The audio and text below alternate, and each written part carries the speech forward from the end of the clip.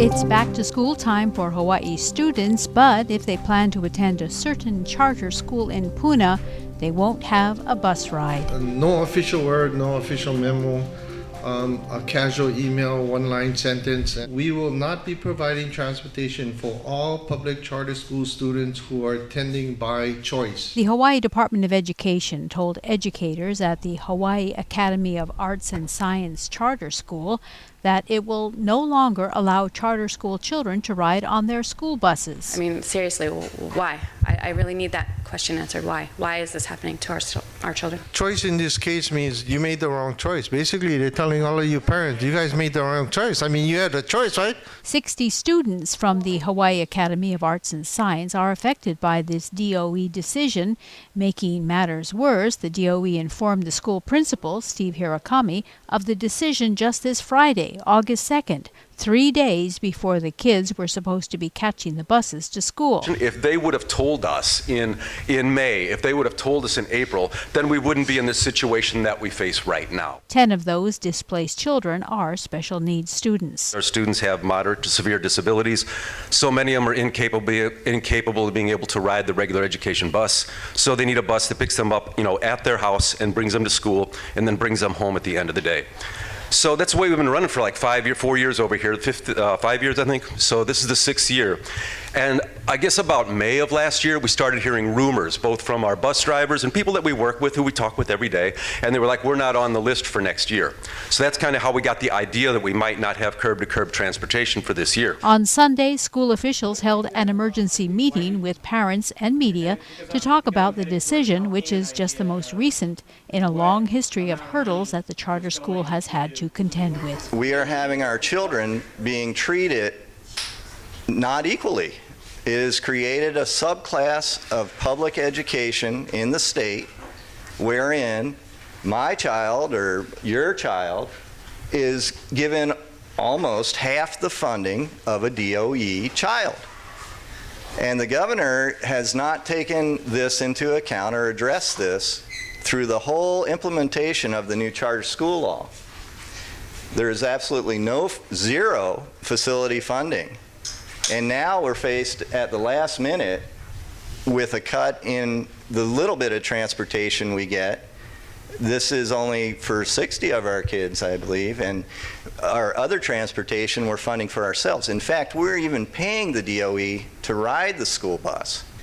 So I think that we need to take a grassroots approach to what this new law is actually doing. Yesterday I called our Board of Education Hawaii Island member, Brian DeLima, and had a lengthy conversation with him, and he said that this never went before the Board of Education. So I said, how can this policy change go with, who's changing policy without you guys knowing about it? Hirakami explained the situation to everyone. It's not just a HAAS, curb to curb. We've been sharing it with Pahoa traditionally. So they go in the same neighborhoods and they pick up, they make an extra stop here, and they used to deliver them to the high school and then come here and drop our kids off. Now the insane thing about this situation is one of our curb-to-curb transportation kids has a brother in the same household. He goes to Pahoa. So come tomorrow morning, the curb-to-curb bus will come to his household and pick one brother up and leave the other one home. So it's that kind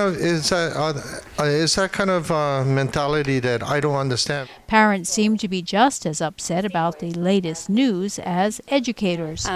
For me, transportation isn't really the issue. It's the blatant disregard of the need that we are providing here, or that our school is providing to our families and to our students. By just taking something away, it affects all of us. I've never used the bus system for HAAS, but it affects me because it affects my school, and it's just a statement. And I don't understand the statement. It doesn't make sense to me as a parent why a system would attack a school who's doing so well, who's providing such a great service. All children should be treated equally in the state, in the community, and that's not happening. My frustration comes because I feel like a person who is living in a community that is largely served by assistance to family with dependent children. We have very many strong socioeconomic challenges.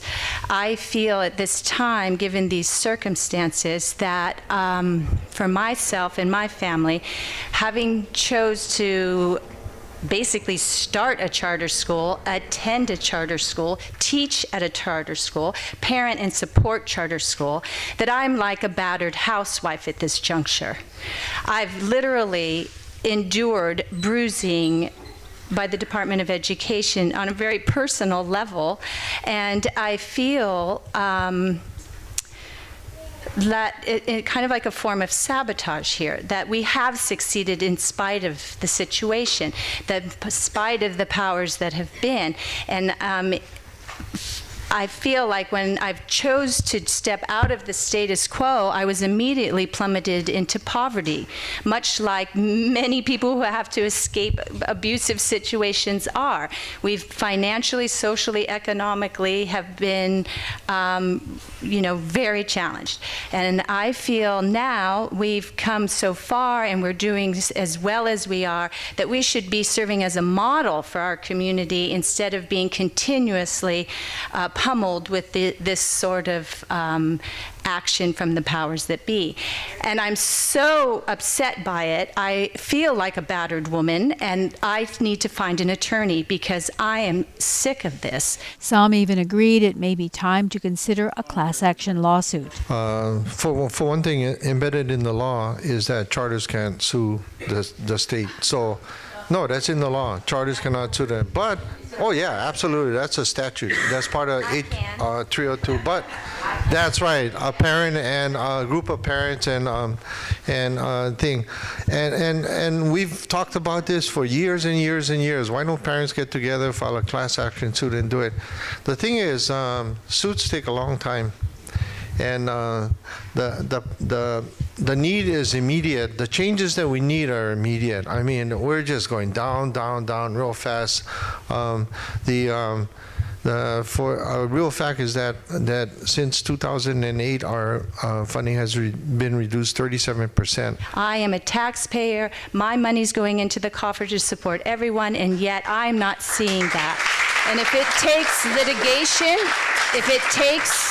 litigation, I will put my name on it personally, because this cannot go on. We are a model of the future, a way to overcome, dysfunctionality, and I think the children are part of our process in this as well, and we owe it to them to show them how to respond to this kind of behavior.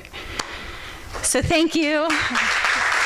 For now, it seems as if parents and faculty will scramble to try to get the kids to school in a safe manner. Puna Councilman Gregor Iligan said he would like to convene a meeting with other DOE administrators and elected officials to try to reach a resolution.